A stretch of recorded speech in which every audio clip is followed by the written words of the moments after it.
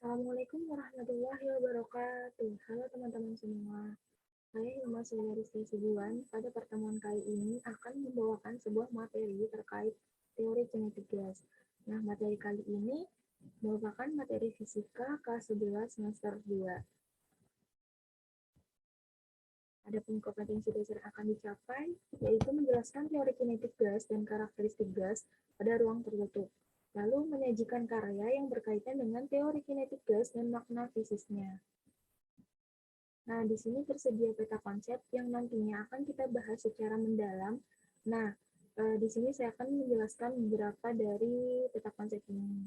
Teori kinetik gas ini ditinjau secara dua. Pertama itu makroskopis, di mana ada tiga besaran yang mempengaruhi makroskopis ini, yaitu tekanan, suhu, dan volume. Lalu mikroskopis. Nah, pada makroskopis ini akan dibahas yaitu gas ideal memenuhi tiga hukum yang dimana hukum Boyle, Gay-Lussac, hukum Charles. Nah, lalu di hukum Boyle ini terjadi proses yang dinamakan dengan isotermal. Pada hukum Gay-Lussac, proses yang dinamakan dengan isobarik. Nah, pada hukum Charles, proses yang dinamakan dengan isokorik. Nah, nantinya ini akan didapat secara keseluruhan merupakan persamaan keadaan gas ideal. Nah, pada mikroskopis ini yang akan dibahas itu partikel molekul yang dimana memiliki tiga karakteristik yaitu energi kinetik, momentum, dan kecepatan. Pada kecepatan ini mempengaruhi dua besaran yaitu tekanan dan gaya pada dinding akibat tumbukan. Nah, untuk dari ketiga karakteristik ini akan memenuhi prinsip ekuipartisi energi dan nantinya akan dibahas yaitu gas monoatomik dan gas diatomik. Nah, lalu teman-teman pastinya sudah pernah ya melihat fenomena keempat ini, yang dimana pada fenomena gambar pertama ini merupakan suatu benda yang berada pada keadaan berbeda. Nah, pada benda pertama ini berada pada keadaan yang dimana airnya bersifat dingin. Nah, pada keadaan kedua ini benda yang berada pada keadaan yang airnya bersifat panas. Nah, lalu ada seorang penyelam yang berada di dasar laut, kemudian ada balon udara. Nah, gambar terakhir ini merupakan organ paru-paru dari manusia. Nah, gas ideal ini dapat ditinjau secara dua. Yang pertama itu ada makroskopis, nah kemudian mikroskopis. Nah, secara umum makro itu artinya besar ya, teman-teman. Nah, untuk mikro itu artinya kecil. Lalu, apa saja sih sifat-sifat dari gas ideal? Adapun sifat-sifat dari gas ideal itu yaitu terdiri dari banyaknya partikel, tetapi tidak ada gaya tarik-menarik atau interaksi antar partikel. Kemudian senantiasa bergerak dengan arah sembarangan dan tersebar merata dalam ruang. Lalu, jarak partikel lebih besar daripada ukuran partikelnya. Kemudian setiap tumbukan yang terjadi antar partikel gas dan antara partikel gas, dinding itu bersifat lanting sempurna. Nah, dinding tempat gas bersifat licin sempurna, lalu berlaku juga hukum Newton tentang gerak. Nah, di sini ada persamaan gas ideal yang dimana dinyatakan bahwa PV sama dengan nRT. Lalu N ini dicari dengan rumus N per NA, di mana P itu dinyatakan dengan tekanan gas, lalu volume F itu volume gas, kemudian N itu jumlah mol gas, nah N itu jumlah partikel gas, nah Na itu di mana bilangan Avogadro bernilai sebesar 6,02 kali 10 pangkat 23. Nah, R itu dinyatakan konstanta umum gas bernilai 8,31 Joule per mol Kelvin. Nah, T itu sebagai temperatur mutlak gas dinyatakan satuannya adalah Kelvin. Lalu di sini teman-teman sudah pernah belum melihat ketiga tokoh ini? Sebenarnya siapa sih ketiga tokoh ini? Nah, ketiga tokoh ini nantinya merupakan pencetus dari tiga hukum teori kinetik gas. Nah, tokoh pertama ini bernama Robert Boyle, yang dimana beliau pencetus hukum Boyle. Kemudian Yang tokoh kedua ini bernama Jacques Charles. Nah, beliau merupakan pencetus dari hukum Charles. Nah, yang tokoh ketiga itu bernama Gay-Lussac. Beliau pencetus dari hukum Gay-Lussac. Lalu hukum Boyle.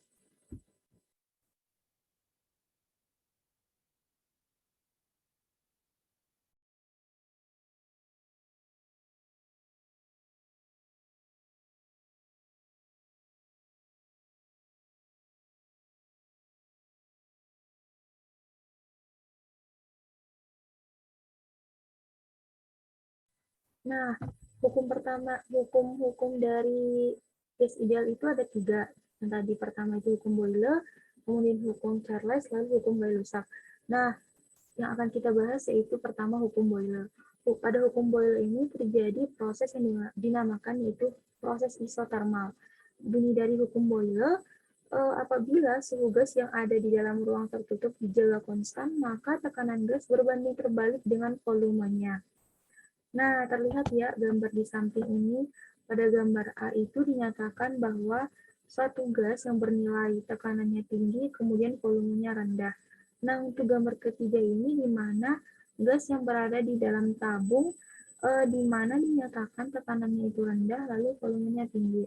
Nah, hal ini dapat dinyatakan bahwa tekanan itu berbanding terbalik dengan volume ya, teman-teman. Nah, pada proses ini didapat hubungan antara volume atau V dan tekanan atau P pada gas dapat ditulis secara matematis dengan persamaan tekanan pertama dikali tekanan pertama dikali volume pertama sama dengan tekanan kedua dikali volume kedua. Nah, dinyatakan itu tekanan dikali volume sama dengan konstanta. Nah, di sini ada grafik dari hukum Boyle. Sebenarnya itu grafiknya seperti ini. Nah, ini grafik ini dapat dinyatakan bahwa volume itu berbanding terbalik dengan tekanan. Jika tekanannya tinggi, maka volumenya pun rendah. Dan jika tekanannya rendah, maka volumenya tinggi. Lalu hukum Gay-Lussac. Nah, pada hukum Gay-Lussac ini terjadi proses yang dinamakan dengan proses isobarik, di mana bunyi dari hukum Gay-Lussac itu, jika volume gas diperkecil, maka tekanan gas tersebut membesar, asalkan suhunya tetap, atau jika volume gas diperbesar, maka tekanan gas mengecil. Nah, diperoleh bahwa pada proses ini dapat hubungan antara volume dan temperatur gas. Dapat ditulis secara matematis, yaitu volume pertama dibagi temperatur pertama sama dengan volume kedua dibagi temperatur kedua, di mana volume per temperatur sama dengan konstanta. Nah, pada hukum Gay-Lussac ini juga ada contoh penerapannya pada kehidupan sehari-hari, seperti saat peluru ditembakkan dan ban mobil meledak, dan lain sebagainya. Dapat kita temukan di kehidupan sehari-hari. Nah, berikut grafiknya.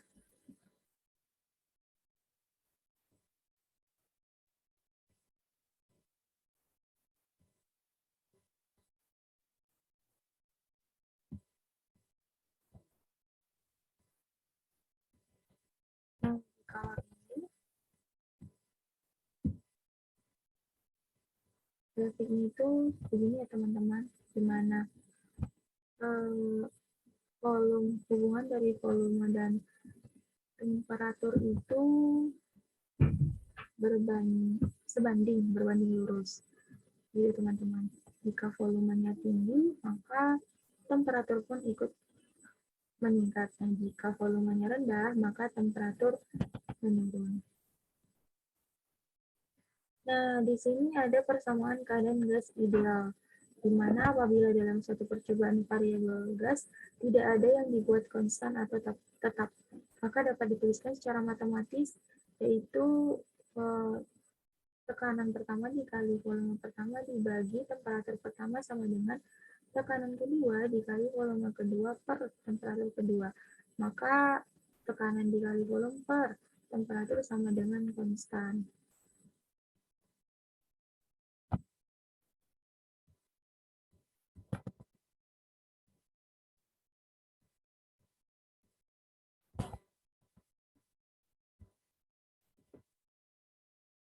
Nah, di sini juga ada hukum ketiga dari hukum teori kinetik gas, yaitu hukum Charles, di mana pada hukum Charles ini terjadi proses isoforik. Bunyi hukum Charles yaitu apabila tekanan gas yang berada dalam ruang tertutup dijaga konstan, maka volume gas berbanding lurus dengan suhu mutlaknya. Terlihat jelas bahwa pada gambar di samping ini, jika tekanannya berbanding lurus dengan temperatur yang diberikan.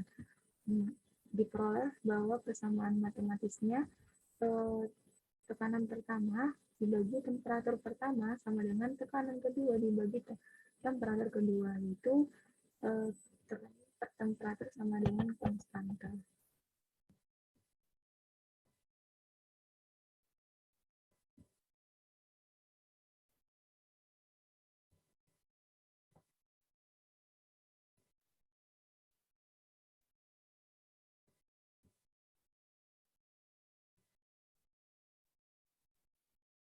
Nah, di sini ada contoh soal dari teori kinetik gas. Ada sebuah pernyataan bahwa partikel gas yang bergerak secara teratur dan tersebar merata di dalam ruangan merupakan gas ideal. Nah, teman-teman, jawaban dari contoh soal ini adalah benar, karena merupakan karakteristik dari gas ideal. Nah, mungkin cukup sekian.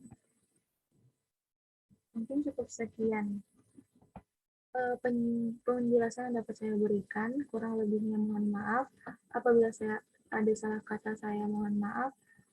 Semoga apa yang telah saya sampaikan dapat dipahami. Dan terima kasih atas perhatiannya. Wassalamualaikum warahmatullahi wabarakatuh.